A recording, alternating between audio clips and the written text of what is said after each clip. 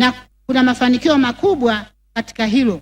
Tunapenda kupongeza juhudi za viongozi na mabalozi wetu kutoka BAKWATA, TEKI, CCT, SDA na CPCT kwa kazi nzuri wanaofanya kuhimiza na kuelimisha waumini wao kutumia kwa usahihi huduma ya ARV.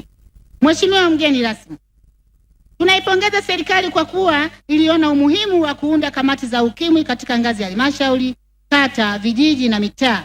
Kamati hizi zimekuwa nguzo muhimu na mchango wake mkubwa umeonekana katika kuleta mafanikio kwenye mwitikio wa ukimwi nchini. Hata hivyo, kwa kiasi kikubwa kamati za ukimwi katika ngazi ya kata, mitaa na vijiji, uhai na utendaji wake umekuwa hafifu. Tunaomba kupitia kwako na kwa ushirikiano wa wadau wa maendeleo, jitihada za makusudi zifanywe na halmashauri zote nchini kuisha na kuimarisha utendaji wa kamati hizi za ukimwi ili tuwe na mwitikio endelevu wenye matokeo chanya. Aidha, kutokana na kauli mbiu ya mwaka huu, tunaiomba serikali yako kuweka mkazo katika ujumuishwaji wa masuala ya usawa na hasa usawa wa kijinsia katika kamati hizi.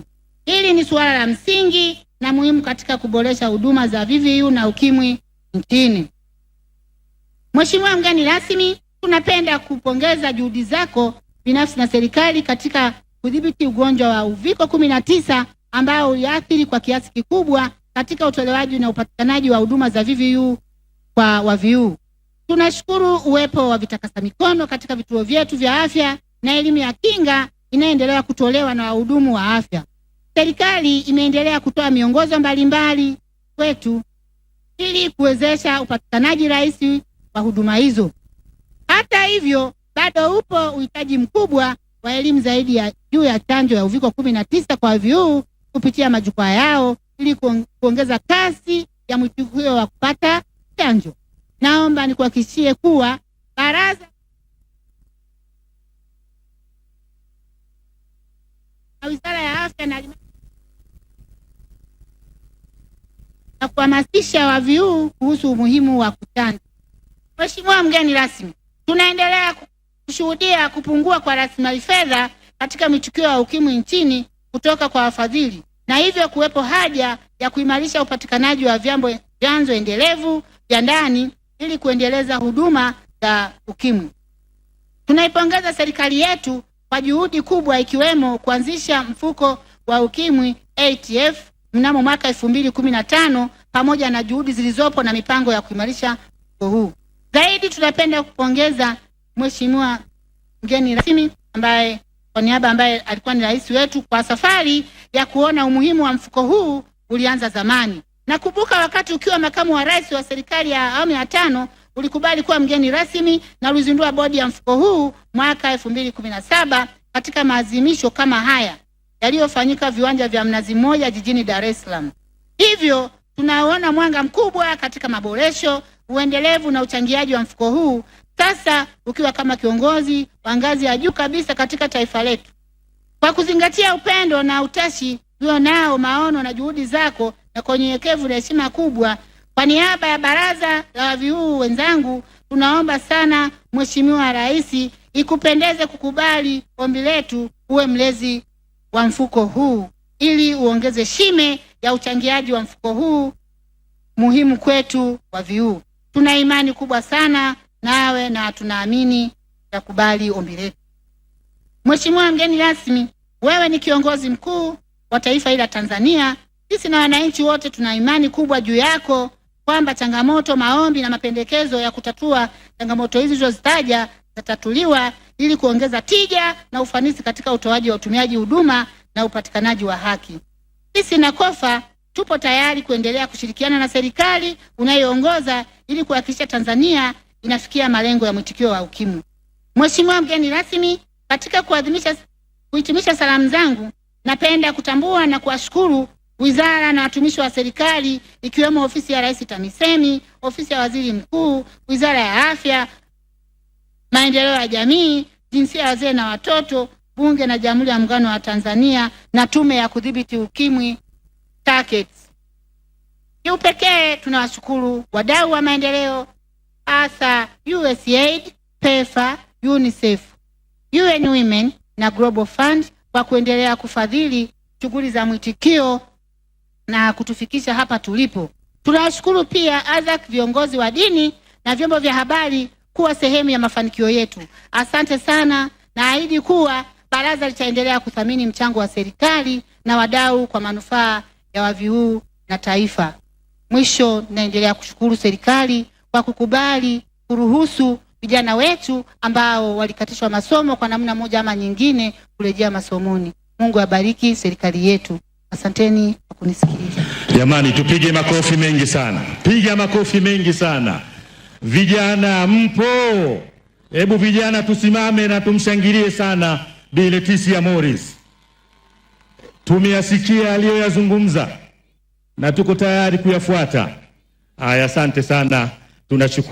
Tunakushukuru sana mwenyekiti wa baraza la watu wanaoishi na virusi vya ukimwi, Bi Leticia Morris. Hakika maneno yako ni mazito mno. Kubwa zaidi, tunakumbuka tu kwamba umetuhimiza tupime ili tujue afya zetu, na kama tutagundulika tumeathirika, tutatumia dawa na tutaishi vizuri, tutajenga taifa letu kama walivyo watu wengine. Na sasa kwa heshima na taadhima namleta kwenu Rayvanny.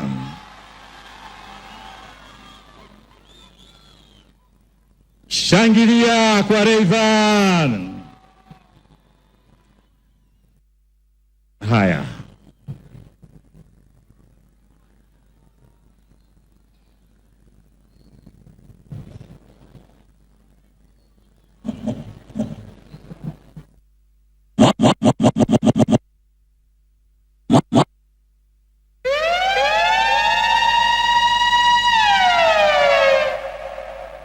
Spika ya kushoto iko sawa. Spika ya kulia iko sawa. Eyo yo. Eyo yo.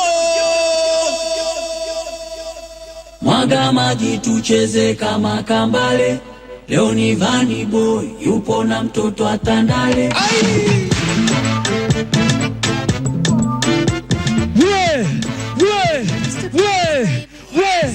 Say amaboko.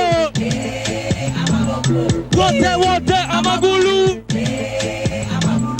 Wote sema amaboko. Wote sema amagulu. Agwese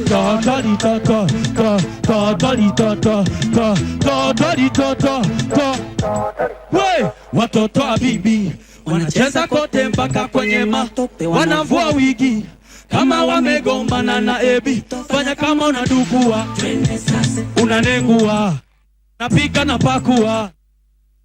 Chukua, nasema po. Eta chupa kwa chupa na moshi tule. Nasema po. Shika pesa tusepe selali mwenyewe. Bea mambo vipi? Mambo vipi? Noma nione mikono miwili juu. Sasa kama una kofia, kama una kitambaa, kama una bendera, pepelusha nione. Achia, pepelusha. DJ kidogodogo. We! Huyo misibuza. DJ kidogodogo. Huyo misibuza. We! Jamani misibuza. We! Nampenda misibuza. We! Huyo misibuza. We! Misibuza. We! Jamani misibuza. We! Nampenda misibuza. Rangi yake ya vidole kama ndizi za kuchoma. Harufu yake ya wigi unapata corona. Sema kikipigwa kigodoro lazima utamuona. Sema shughuli ya jalikwa kijola kashashona. Ila chumbani sigogo muzika goma kifo cha mende uvunguni sakafu ya dari. Uwa mtoto anaupaka salima. Akiona simu anapita nayo. Akiona waleti akiona dundo kali anapita nayo, yani akiona bedi kali anapita nayo, ana msitu kwa pani dala kifuani kwenye dala anapita dirishani, yetu anazima taa vipele mapajani, ana dera jipya wote. Mikono juu, mikono juu, mikono juu, mikono juu, mikono juu, mikono juu, mikono juu, mikono juu, mikono juu, mikono juu. Haya kelele, haya kelele ya kwanza kwa wazili yake, kelele ya pili kwa tulia yake, kelele ya tatu kwa mbea yake. Sasa nataka tuimbe wote kama wimbo mnamjua. Mimi sitaki kuimba sana, nataka nijue kama mnaojua. Macho yalikuona, moyo ukakuchagua, mdomo uka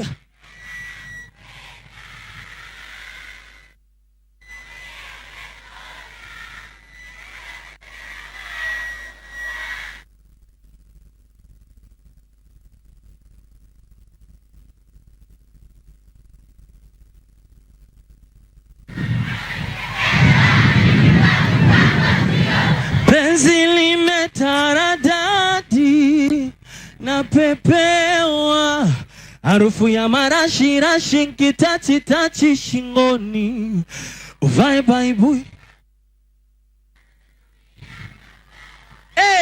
Kisima Twitter. Mbeya nawapenda sana. Tunashukuru sana mgeni rasmi. Reverend, naambiwa uteremke pia upite na huku, wapenzi wako wengine wako huku. Waziri mkuu anasema upite na huku. Unaimba pita na huku. Amsha, amsha, amsha.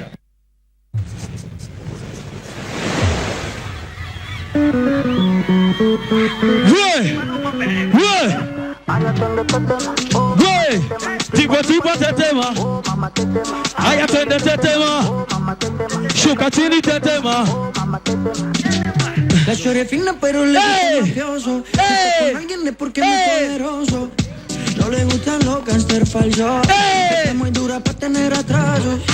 Que yo carga en el pasaporte. Que ella no hay quien mikono juu, mikono juu, mikono juu, mikono juu, mikono juu.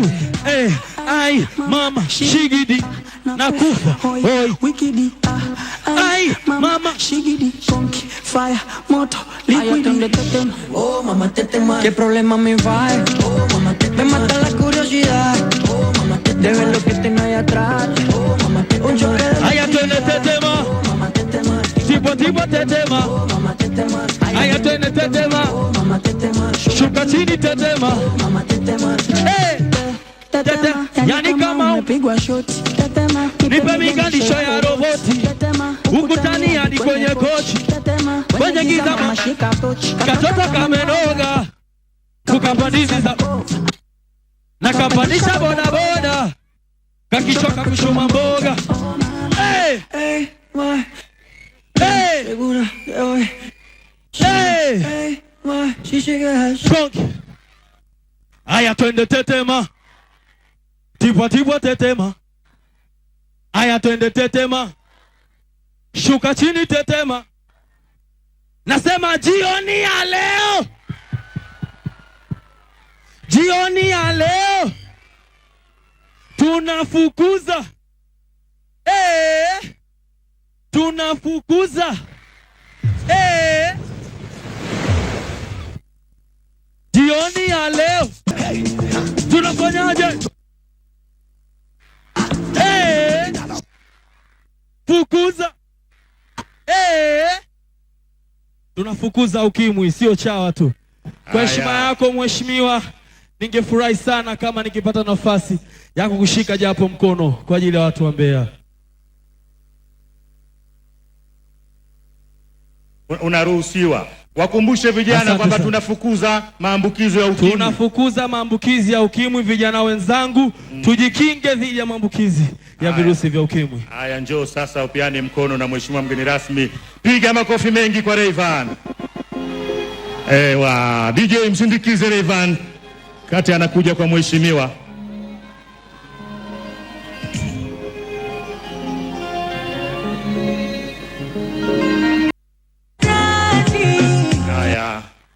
Asante DJ, tunashukuru. Wale tuliokaa naomba, tuliosimama naomba tukae. Kama mlivyomsikia Revan, tufanye yote, lakini pia tuhakikishe tunaepukana na maambukizi ya ukimwi, na hasa sisi vijana ambao ndio tuko katika hatari zaidi ya kupata tatizo hilo. Mbeya oye! Mheshimiwa mgeni rasmi, kwa heshima na taadhima, naomba sasa kumkaribisha mwenyekiti wa taasisi za dini ili tuweze kupata salamu kutoka taasisi za dini. Sheikh Nuhu Jabiri Mruma, katibu mkuu wa Baraza Kuu la Waislamu Tanzania BAKWATA, karibu. Karibu sana. Naomba mtazamaji wa TBC1, ni maadhimisho ya kilele cha siku ya ukimwi duniani, ambapo na sasa tunapata salamu kutoka kwa viongozi wa dini kama zinavyowasilishwa kwako na mwenyekiti wa taasisi ya dini Sheikh Nuhu Mruma kwa niaba ya BAKWATA. Ya Mheshimiwa Rais wa Jamhuri ya Muungano wa Tanzania mama yetu Samia Suluhu Hassan, Mheshimiwa Jenista Mhagama mbunge, waziri ofisi ya waziri mkuu, sera, bunge, uratibu, vijana na walemavu, Mheshimiwa mkuu wa mkoa wa Mbeya Comrade Juma Zuberi Omera, Mheshimiwa naibu spika wa bunge la Jamhuri ya Muungano wa Tanzania na mbunge wa Mbeya mjini Dr. Tulia Ackson Mwansasu, Mheshimiwa Dr. Dorothy Gwajima, waziri wa afya na ustawi wa jamii, Mheshimiwa Leonard Maboko, mkurugenzi mtendaji wa TACAIDS, Mheshimiwa mwenyekiti wa CCM mkoa wa Mbeya, waheshimiwa viongozi wote wa serikali, mawaziri, wabunge, makatibu wakuu, wakuu wa mikoa mbalimbali, viongozi mbalimbali wa dini, Mheshimiwa balozi wa Marekani nchini Tanzania Dr. Donald Wright, wadau mbalimbali wa maendeleo, viongozi wenzangu wa dini, wanahabari na wadau mbalimbali wa vyama vya siasa. Sisi watu wa dini wakati tukikutana, Mheshimiwa Waziri Mkuu, tuna salamu yetu maalum inasema dini mbalimbali, na tunaitikia upendo, haki na amani. Mheshimiwa mgeni rasmi, awali ya yote hatuna budi kukushukuru Mwenyezi Mungu muumba wa viumbe vyote. Tunamshukuru kwa neema ya uhai na upendo wako kwetu sisi wanadamu usio na kikomo. Mheshimiwa mgeni rasmi, napenda kuchukua nafasi hii kutoa pongezi na shukrani za dhati za kipekee za viongozi wa dini kwako Mheshimiwa Waziri Mkuu wa Jamhuri ya Muungano wa Tanzania, kwa niaba ya Mheshimiwa Rais wetu mpendwa mama yetu Samia Suluhu Hassan, kwa kazi kubwa wanayoifanya katika kulitumikia taifa letu la Tanzania katika masuala mbalimbali, hasa ya kiuchumi, kijamii, ikiwemo kuongeza taasisi za elimu na kuhamasisha wananchi kujikinga na janga hili la korona na ukimwi. Tunamshukuru pia makamu wa rais wa Jamhuri ya Muungano wa Tanzania Mheshimiwa Dr. Philip Isidori Mpango, wewe mwenyewe Waziri Mkuu Majaliwa Kassim Majaliwa, pamoja na watendaji wengine wa serikali kwa ujumla, kwa kujituma kwao, kujitolea katika kuhudumia wananchi, kukabiliana na changamoto mbalimbali bila ubaguzi wala upendeleo, na hususan katika kukabiliana na tatizo hili la ukimwi. Tunamuomba Mola wetu aendelee kuwatia hamasa na kuwajalia afya njema viongozi wetu, ili muendelee kusimamia haki, uadilifu, amani na upendo kwa watu wote nchini. Mheshimiwa mgeni rasmi, siku ya leo tunaadhimisha kilele cha wiki nzima ya maadhimisho ya siku ya ukimwi duniani, ambayo shughuli zake zilianza tarehe 24 tarehe 24 Novemba 2021 hapa jijini Mbeya. Kauli mbiu ya maadhimisho haya kwa mwaka huu inasema: zingatia usawa, tokomeza ukimwi, tokomeza magonjwa ya mlipuko. Kauli mbiu hii inataka kutukumbusha Watanzania kufanya tafakuri ya kina ya hali tulionayo kama taifa. Kwa upande wetu, taasisi za dini tumekuwa na mdahalo na viongozi wa dini na vijana, ambapo suala la unyanyapaa lilijadiliwa kwa kina na viongozi wa dini, na wameendelea kujiimarisha katika kutokomeza unyanyapaa kwa watu wanaoishi na virusi vya ukimwi na ukimwi. Tatizo la ukimwi lilikuwepo muda mrefu, na viongozi wa dini kupitia taasisi zetu tumehamasisha upimaji kwa kutumia maeneo yetu ya ibada, yani co-location, kupima VVU, kutoa huduma za kujikinga, kutoa tiba kupitia hospitali zetu, vituo vya afya na zahanati. Vile vile tumeshiriki kukabiliana na unyanyapaa, ukatili wa kijinsia ambao ni kichocheo cha kuongezeka kwa maambukizi ya VVU kwa kushirikiana na serikali na wadau wengine. Aidha, taasisi zote za dini zinaendelea kuombea nchi yetu dhidi ya majanga ya maradhi yanayokabili dunia, ikiwemo VVU na ukimwi pamoja na uviko 19. Hivyo tutakuwa sahihi kuitafsiri kauli mbiu hii ambayo inatutaka tusibweteke katika kuendeleza juhudi nzuri zilizofikiwa na taifa letu katika mapambano dhidi ya VVU na ukimwi.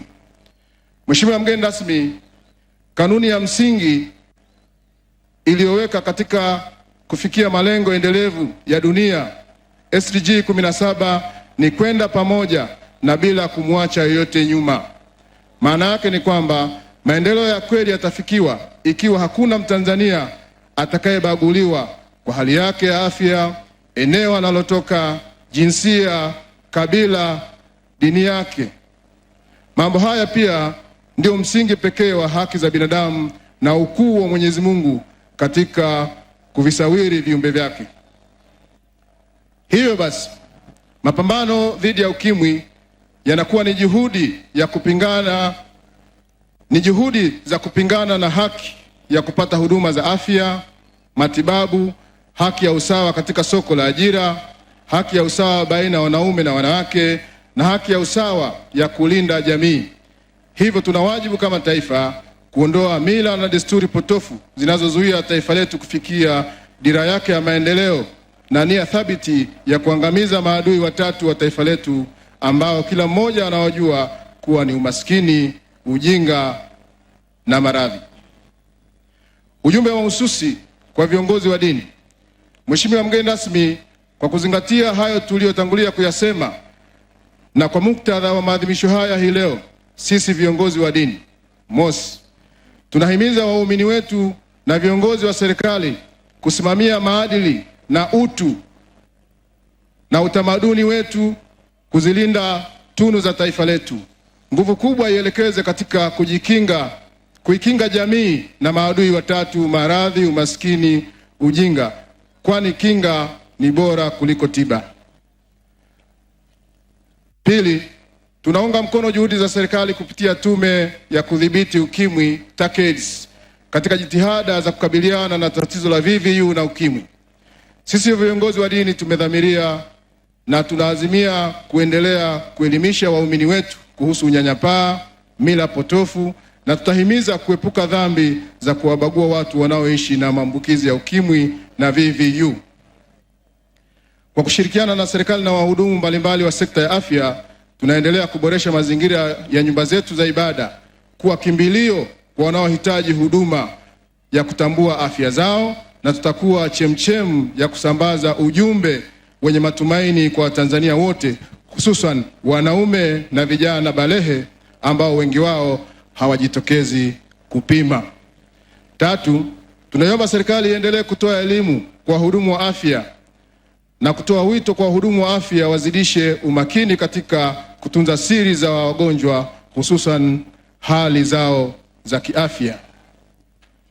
Nne, kwa upande wetu viongozi wa dini tunaendeleza juhudi zote ambazo nimezitaja hapo juu awali, na tutazidi kutoa elimu kwa vijana, wanawake na watu wenye mahitaji maalum pasipo na ubaguzi. Mheshimiwa mgeni rasmi, pia sisi viongozi wa dini tunaunga mkono juhudi za serikali katika kupambana na uviko 19 na tuko tayari kuendelea kuhamasisha waumini wetu, jamii nzima na Watanzania kujitokeza kupata chanjo dhidi ya uviko 19. Mheshimiwa mgeni rasmi, kwa niaba ya viongozi wa dini naomba nipongeze juhudi zinazofanywa na serikali ya Marekani kutoa fedha kwa ajili ya kuwawezesha programu za ushirikiano kati ya shirika la Umoja wa Mataifa linaloshughulikia ukimwi UNAIDS na mfuko wa dharura wa rais wa Marekani PEPFAR. Programu hii ina lengo la kuboresha ushirikiano kati ya serikali na viongozi wa dini katika mwitiko dhidi ya ukimwi kwa kuhamasisha wanaume na watoto ambao wapo nyuma katika kupata huduma za VVU na ukimwi. Kupitia mpango huu tunapongeza mpango kazi ambao tunaendelea kutekeleza kwa uratibu wa Turkey AIDS kwa ajili ya kutuwezesha sisi viongozi wa dini kukutana, kujadili mipango mbalimbali ya kutokomeza maambukizi ya VVU, ukatili wa kijinsia, unyanyapaa katika makundi ambayo tunayahudumia kila siku katika ibada zetu. Sisi viongozi wa dini tunashukuru serikali ya Marekani kwa kuendelea kuwezesha mpango huu. Aidha, tunaomba muendelee kuiwezesha serikali ya Tanzania katika utekelezaji wa programu hii katika mwitiko dhidi ya ukimwi na VVU. Mheshimiwa mgeni rasmi, naomba nimalizie kwa kusema bayana kuwa imani zetu kama Watanzania kamwe hazituzuii kutafuta tiba kwa kutumia njia za kisayansi na ushauri wa wataalamu wa afya. Akitokea mmoja kati yetu viongozi wa dini akienda tofauti katika mawaidha au mahubiri yake, basi jamii imtazame kama mtu anayetoa maoni yake binafsi, wala sio msimamo wa viongozi wa dini na taasisi zao. Sisi tuna imani kuwa kutii elimu ya sayansi na kanuni nyingine zinazoelekea na wataalamu husika ni vigezo muhimu katika kuboresha ustawi na maisha ya watu wetu. Aidha, ninaomba nitumie fursa hii pia kuwashukuru waandaaji wa shughuli hii kwa kutukutanisha pamoja na kufanya tafakuri ya kina kuhusu hali halisi ya wapi taifa letu lilipo katika mapambano dhidi ya VVU na ukimwi. Tunapotafakari mahala tulipo katika masuala ya VVU na ukimwi, ni vizuri kumweka Mungu karibu na kumtegemea katika nafuu zote tunazoziomba katika tatizo hili. Mwisho kabisa, Mheshimiwa mgeni rasmi, nimalizie kumwomba Mwenyezi Mungu aibariki taifa letu, awatie nguvu viongozi wetu ili waweze kutenda haki na kusimamia maadili. Mungu ibariki Tanzania. Asanteni sana kwa kunisikiliza. Naomba kuwasilisha. Asante, naomba tumpongeze kwa makofi mengi. Ni Shehe Nuhu Jabiri Mruma, mwakilishi wa taasisi za dini, akitoa salamu za taasisi ya dini Mbeya. Oye! Anakwenda pale kukabidhi kwa mgeni rasmi Waziri Mkuu wa Jamhuri ya Muungano wa Tanzania. Mheshimiwa Waziri Mkuu na waheshimiwa viongozi na wananchi wenzangu, katika mapambano haya dhidi ya ukimwi hatuko peke yetu. Tunao wadau wa maendeleo, development partners, lakini pia kwa sababu leo ni maadhimisho ya kimataifa, tunaye pia mwakilishi wa Umoja wa Mataifa.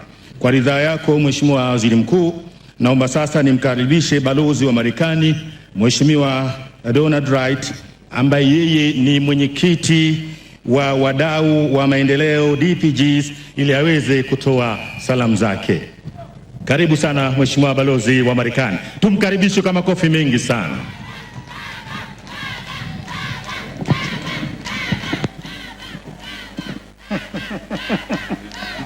Prime Minister Honorable Kassim Majaliwa, Honorable Deputy Speaker Tulila Haxon, Honorable Janista Magama, Minister of State, Policy, Parliamentary Affairs, Labor, Employment, Youth, and Disabled. Honorable Dr. Dorothy Gwajima, Minister of Health, Community Development, Gender, Children, Elderly, and the Elderly. Permanent Secretaries, Dr. Leonard Maboko, Executive Director of TAC AIDS, Zlatan Mislic, Resident Coordinator of the UN System, Ms. Letitia, Chairman of the NACOPIA, people living with HIV, implementing partners, journalists, ladies and gentlemen, all protocols observed. Let me begin by saying it's an honor and a great pleasure to once again be a part of Tanzania's World AIDS Day commemoration events.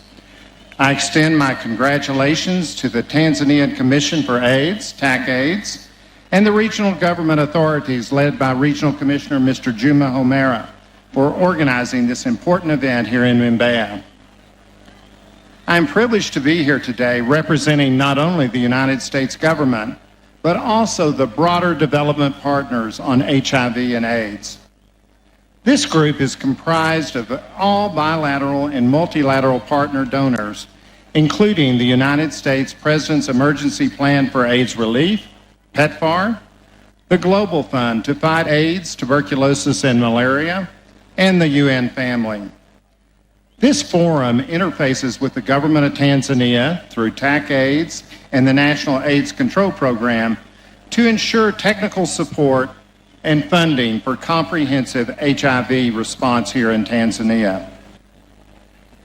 World AIDS Day is a day to reflect on the progress made in the HIV response, to remember those who have died from AIDS-related illness, and to remind ourselves of the work still ahead. Today, we rally to show support for our shared vision of achieving the 3 zeros: 0 new HIV infections, 0 AIDS-related deaths, and 0 discrimination among people living with HIV. Let each one of us here today understand that ending AIDS is within our reach, both globally and here in Tanzania. As ambassador, one of my top priorities is to contribute to the improvement of health of Tanzanian people. PEPFAR is at the forefront of that effort, supporting the government of Tanzania in collaboration with other development partners. On behalf of the DPG AIDS, I'd like to commend Tanzania for your tremendous progress towards HIV epidemic control, as demonstrated through our collective pursuit of the 95-95-95 objectives. 18 years ago, for example, there were only 1,000 people on antiretroviral treatment here in Tanzania. Honestly, that meant HIV was often a death sentence. Today, there are more than 1.4 million Tanzanians who are receiving this life-saving treatment. With proper care and treatment, people living with HIV can now live healthy and fulfilling lives.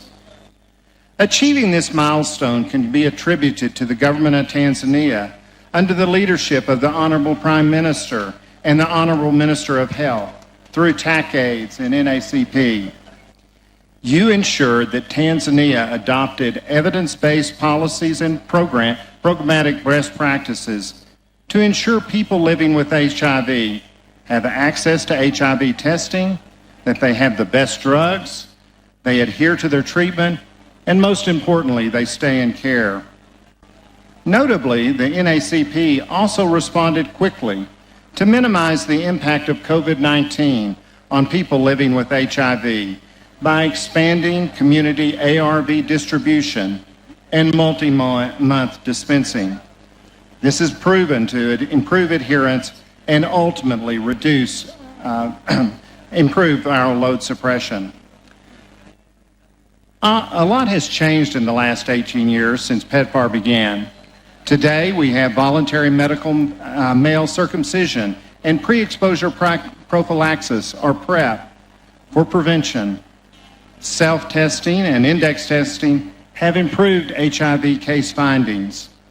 Community-based antiretroviral distribution helps us reach clients who struggle to come to health facilities. I commend POROG for the execution of these initiatives through strategic oversight of service provisions at the regional and at the local level.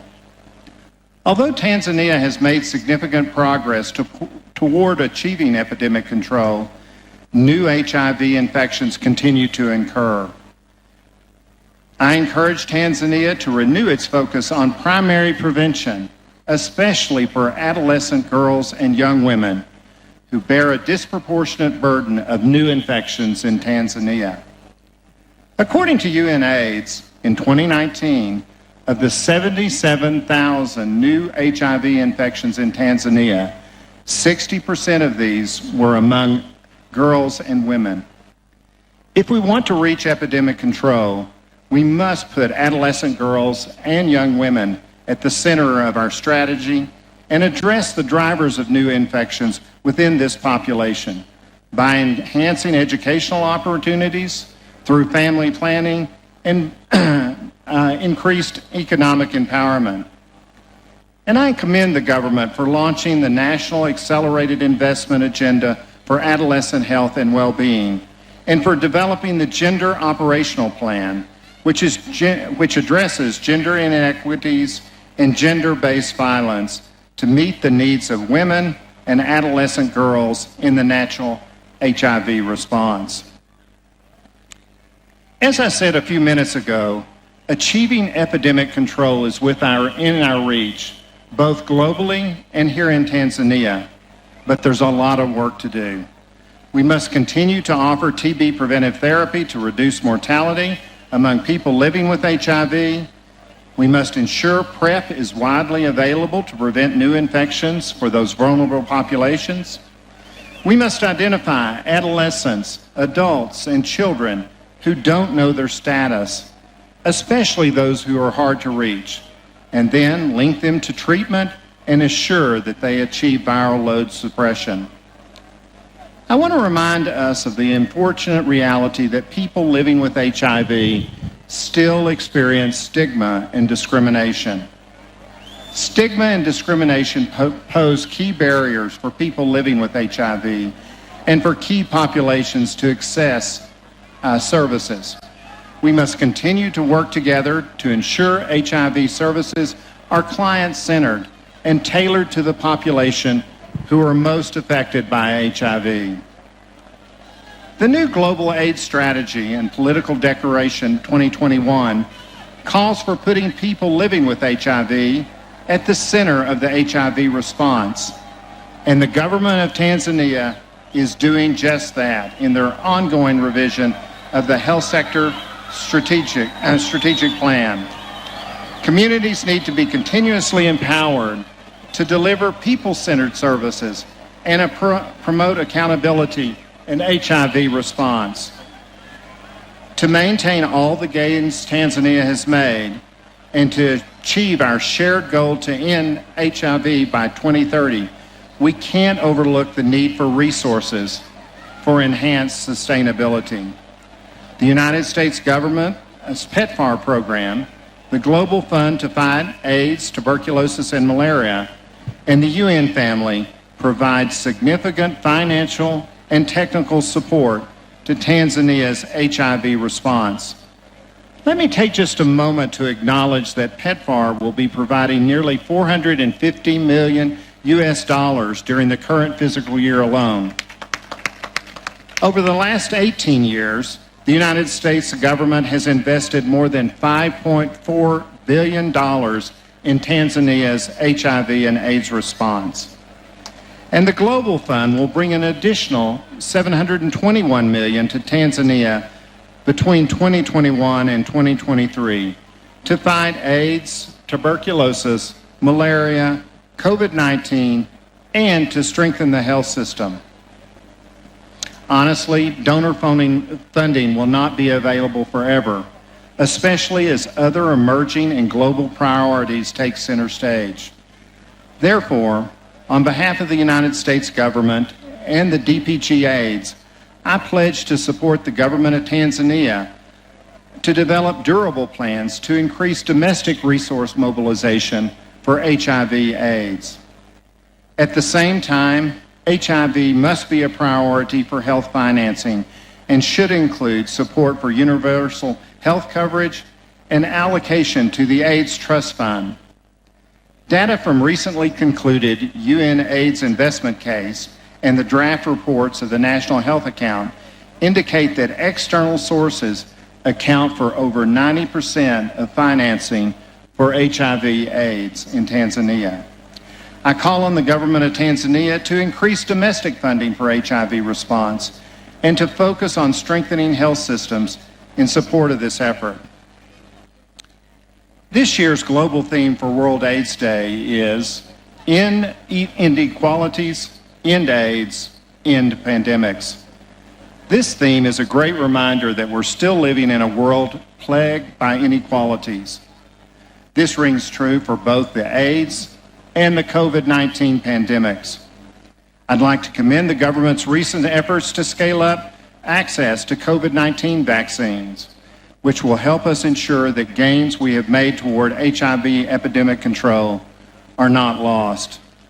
Access to COVID-19 vaccinations should be prioritized for people living with HIV and for healthcare workers to ensure continued safe access to essential care and treatment services.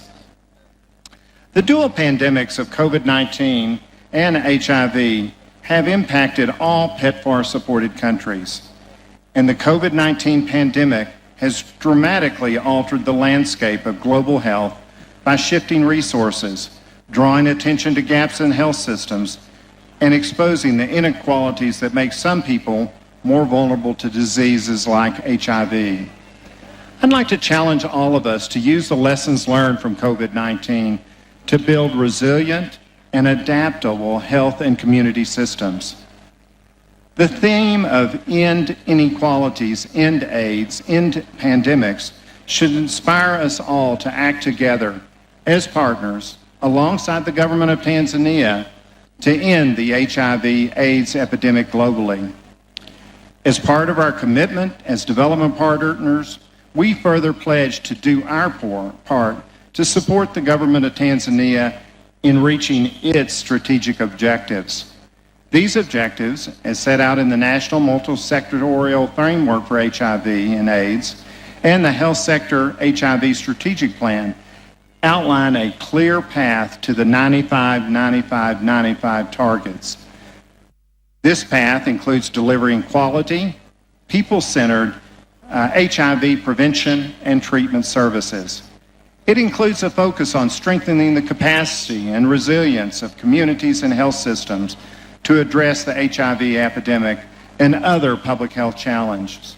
It underscores the importance of partnerships to ensure impact and to share the burden of our collective efforts to accelerate national ownership of the HIV and AIDS response.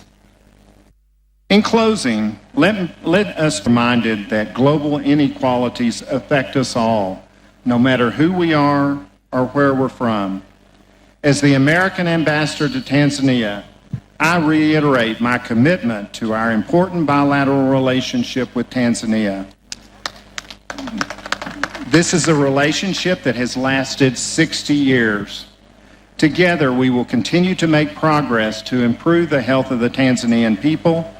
I can see that all of us gathered here today are committed to end inequalities, end AIDS, and end pandemics.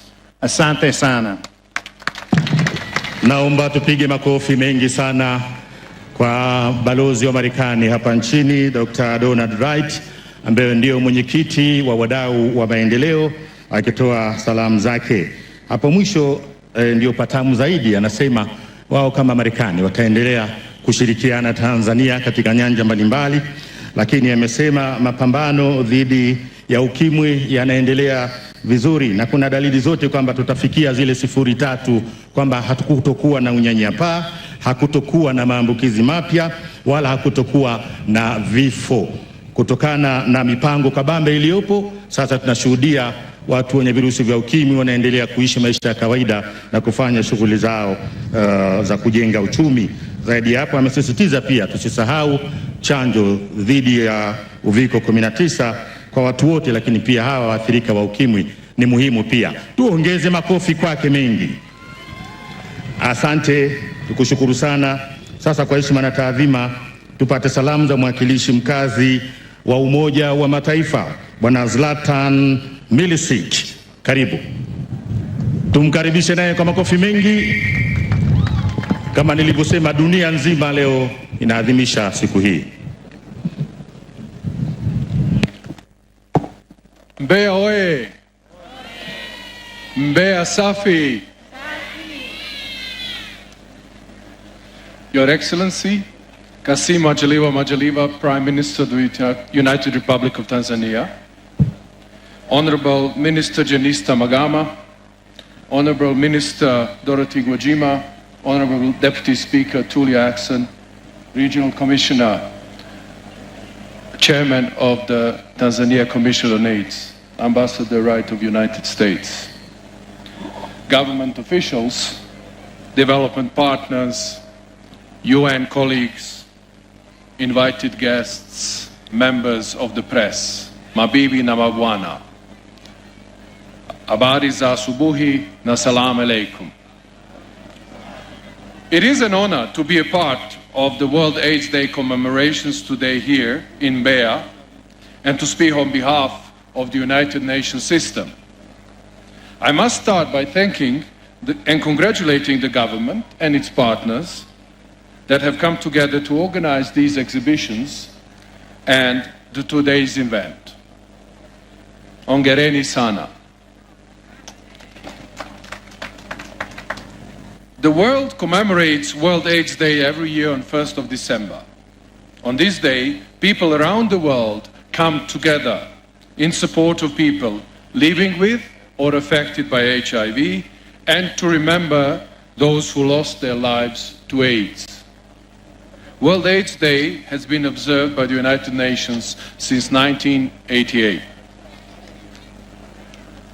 Today we have an opportunity to reflect on the progress made in the response to HIV and to remind ourselves of the work that lies ahead to end AIDS as a public health threat by 2030 as part of the Sustainable Development Goals.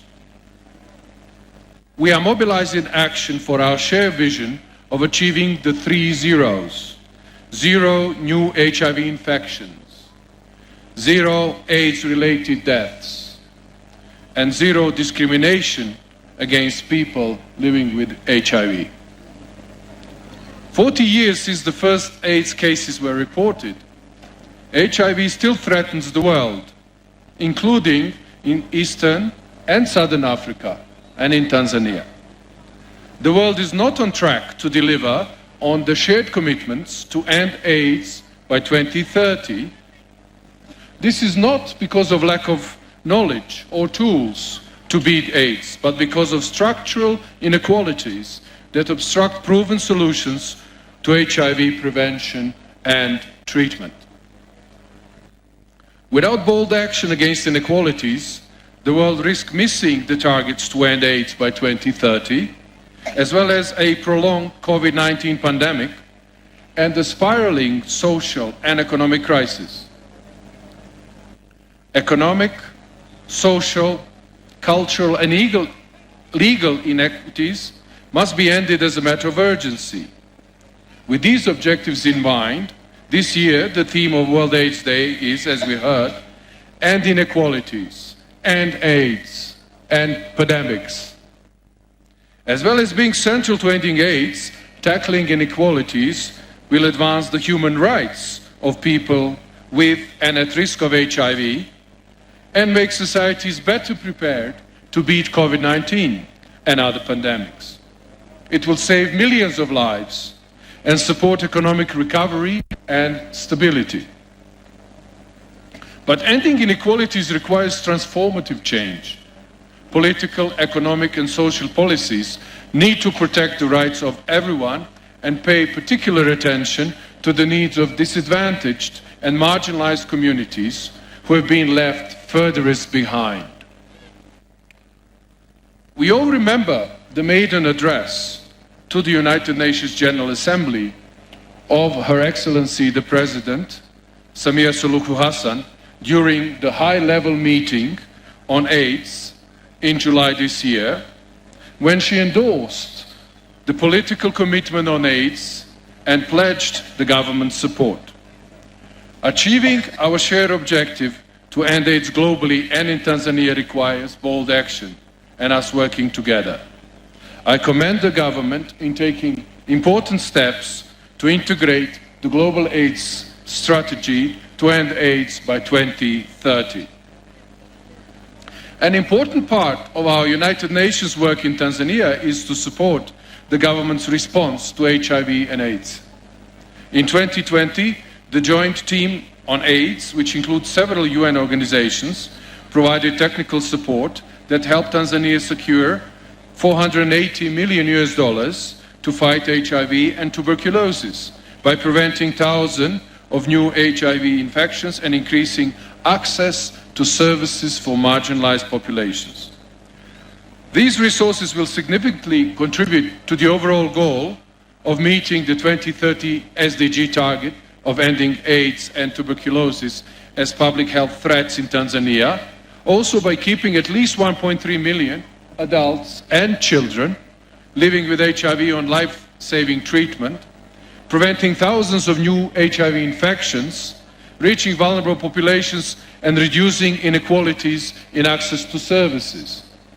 It will also be a catalyst for domestic resource mobilization and progress towards universal health coverage. We know that some people, such as people with disabilities, are often at higher risk of exposure to HIV.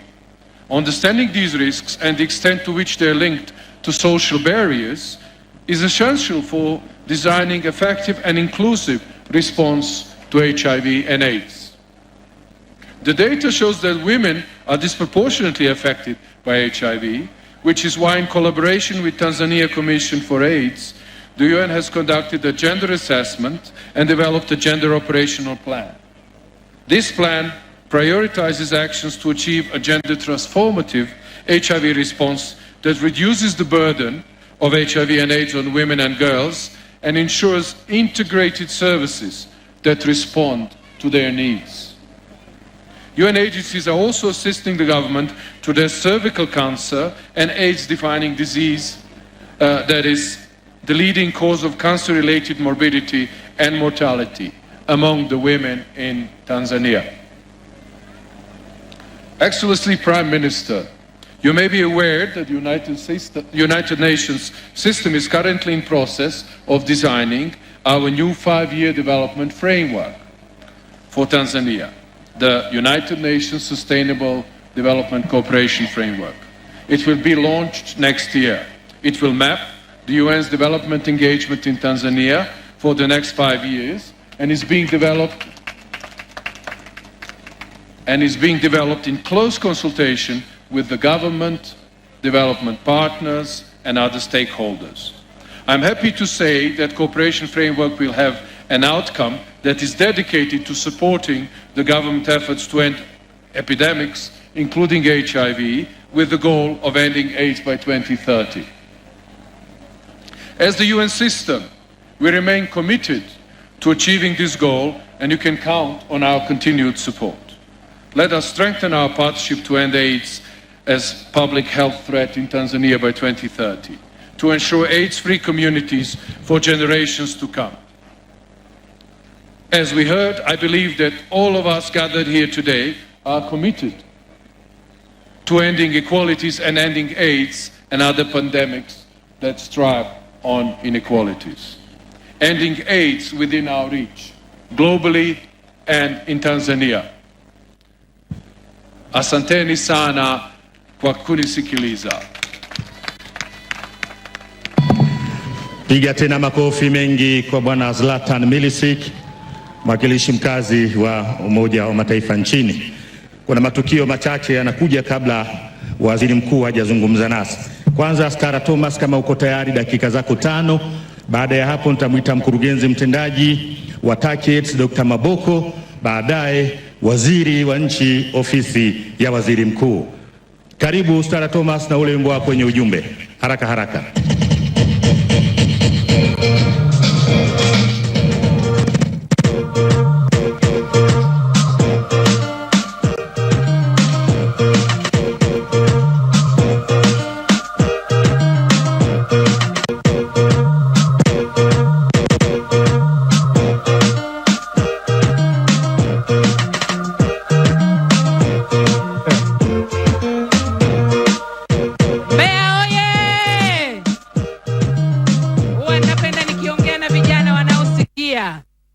Tuna ujumbe wetu: zingatia usawa, tokomeza ukimwi, tokomeza magonjwa ya.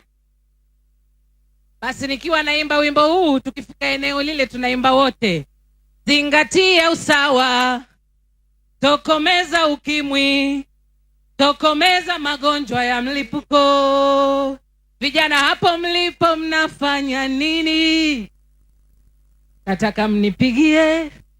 Vijana Mbeya mnipigie. Shake it up, shake it up. Shake. Biasiri. People live on Stara Thomas. Yeah. Yes. We go. Shake. Zingatia usawa, tokomeza ukimwi, tokomeza magonjwa ya mlipuko.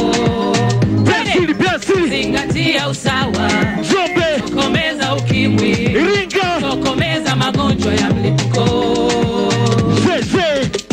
Kwani kujikinga shinga, pili ujanja ni kupima.